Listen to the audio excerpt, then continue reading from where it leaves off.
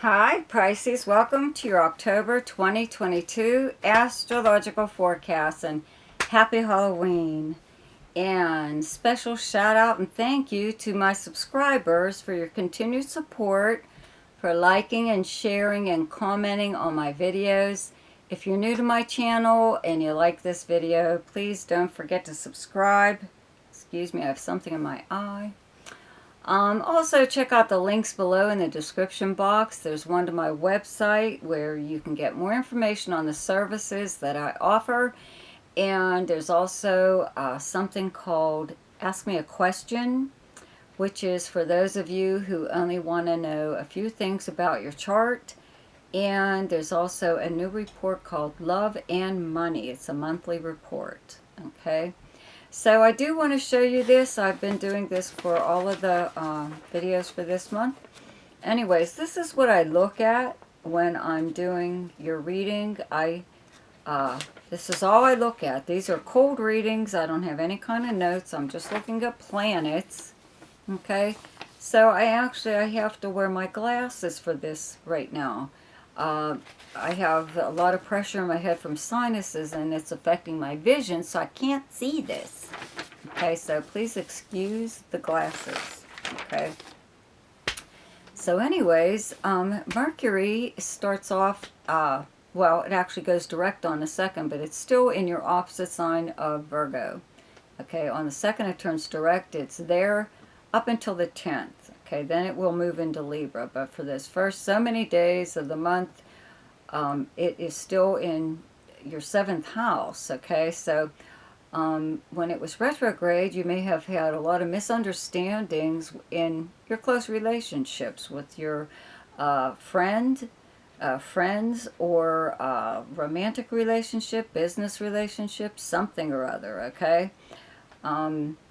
But now, when Mercury turns direct, you may be able to, in those first so many days, give it a few days after the 2nd to kick in there. But up until the 10th, you still may want to revisit some of these conversations or communications that you might have had with someone else that you feel could have gone better, or was misunderstood, or maybe you didn't clearly understand what the hell was going on. Okay, because 7th house is also the house of arrangements and agreements. It's even the house of contracts. Okay, so that would not be the best time to have signed anything, but if you agreed to something, you should always give yourself a way out, way to maneuver or change your mind in some way or other if you were forced to do this while Mercury was retrograde.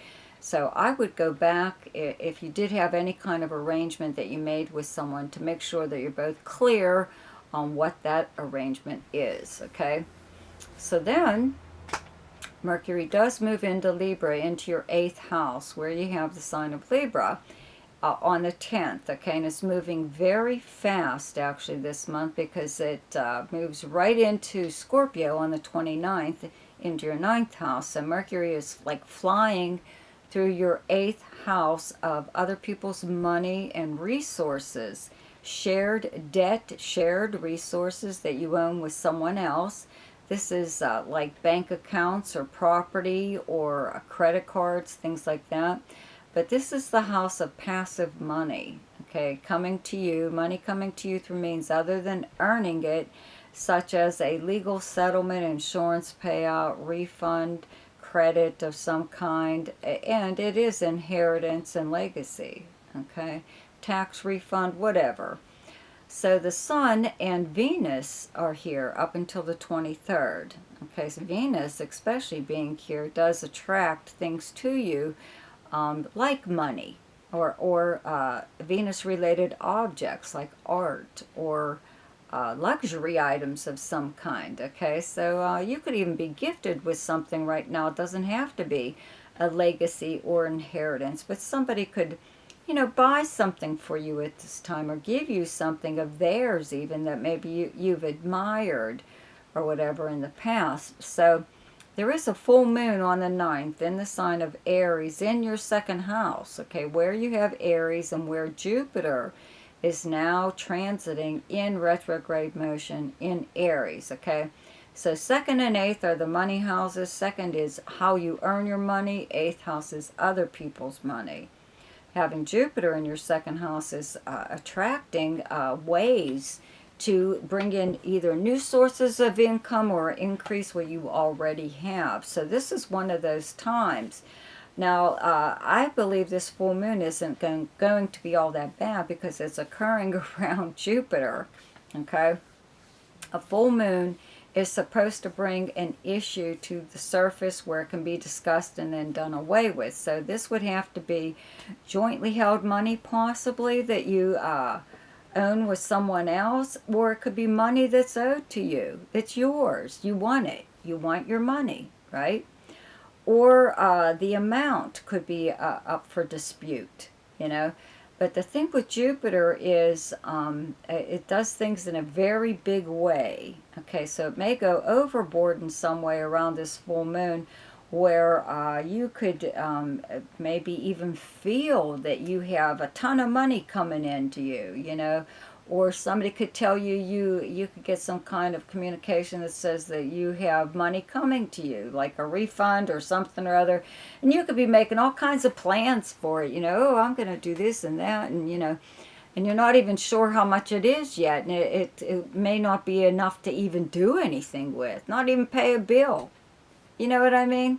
So, you really have to be careful of going overboard with your money, spending money even that you really don't have, okay? Or with the thought that you'll make it up some way or other, or there is money coming in. You know, you're counting your chickens before they're hatched kind of thing. So just keep that in mind, okay? So then the Sun and Venus still moving together. Both move into Scorpio on the 23rd, into your 9th house where you have Scorpio. Mercury moves here on the 29th, and there's a new moon partial solar eclipse on the 25th in Scorpio in your 9th house. Okay, so this eclipse will make this new moon last a little bit longer than it normally would. So a new moon is a new beginning, okay? The 9th house is many things, but it is the house of your opinions and your philosophy on life, okay? Your spiritual, religious beliefs. It is the house of long-distance travel and communication and foreign languages, countries, people from a completely different background than yours, a different culture. It's the house of higher learning, education, and legal matters and media and publishing, okay? It's also the house of adventure, okay? So you could even be starting a new class, okay? Maybe something that you're learning online, even on YouTube, just by watching YouTube channels, something you're learning on your own. You're going to be self-taught. You know, it's something you always wanted to know. It could have something to do with a different culture than yours, some kind of, you know, something that originated with some ancient culture even. Could be a philosophy, could be a way of life that you're taking up even, you know. Could be all kinds of things, but it's a new moon. So just remember that, and it has an eclipse going on here. You know, you could actually, though, receive some kind of long-distance communication. Could be a bit of a surprise, could be totally out of the blue. Regarding anything. It could be regarding an inheritance. It could be regarding an legal matter or something or other. Okay? You could also get the ability just very spontaneously to travel. Okay? It doesn't have to always be long distance, but just travel, period. Okay? So, 2 planets are turning direct this month, okay? Pluto is turning direct on the 8th. In your 11th house, Pluto is in Capricorn. That's the sign that you have on the 11th house, okay? So if you, you know, your 11th house is your most sociable house. It is your friends and acquaintances. It's socializing in person, where you would normally go with your friends to hang out. It is any kind of organization that you belong to. It's also the house of dreams, hopes, and wishes. So if you were stalled in any of these areas or not really getting anywhere, Even social media, 11th house is social media, okay?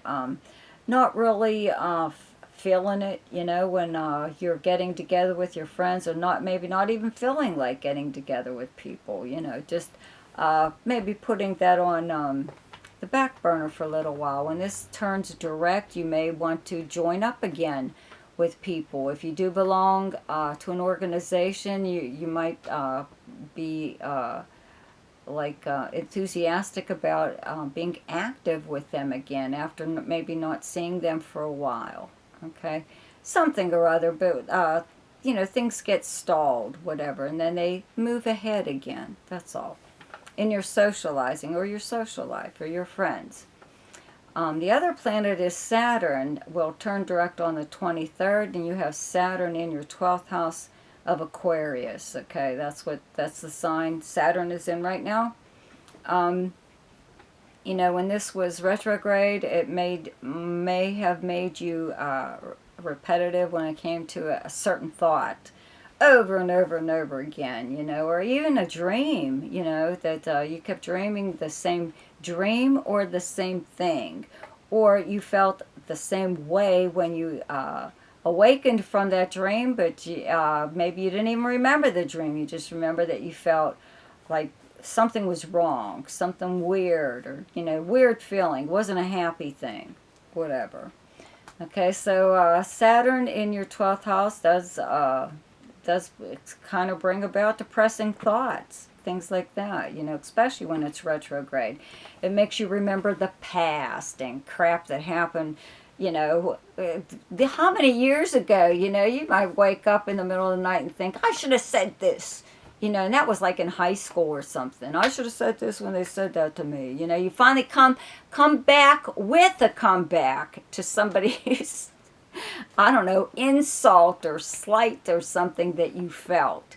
They projected at you, okay? So it's weird crap like that. That's why the 12th house is known as the house of self undoing, because you can drive yourself crazy. You don't need anybody else to do it, okay? So, with this planet turning direct, I would think that things get back to normal as far as your thoughts go, okay? This is also the house of secrets, though. You know, this is the house of acting behind the scenes, in secret possibly. So you may have been all this time, because Saturn has been in Aquarius for a long time, feeling that you've had to do things in secret, okay, for whatever reason. You know, maybe it might not even be true, but maybe just feel better doing it. You know, you could be doing something. You could even be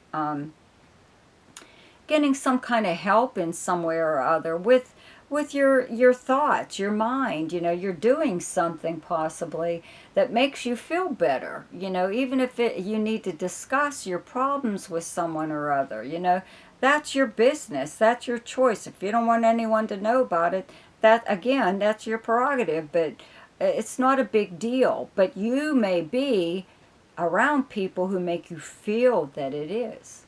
Okay, so you keep that in mind, that these people are making you feel this way. It doesn't even matter if it's true, you know, but they made you feel that way. So there's a reason for that. So just keep an eye on why people make you are making you feel a certain way, because Saturn's about ready to move into your sign, okay, like next year. But anyways, the good news is, one of the I'll get to this last, the very good news, okay.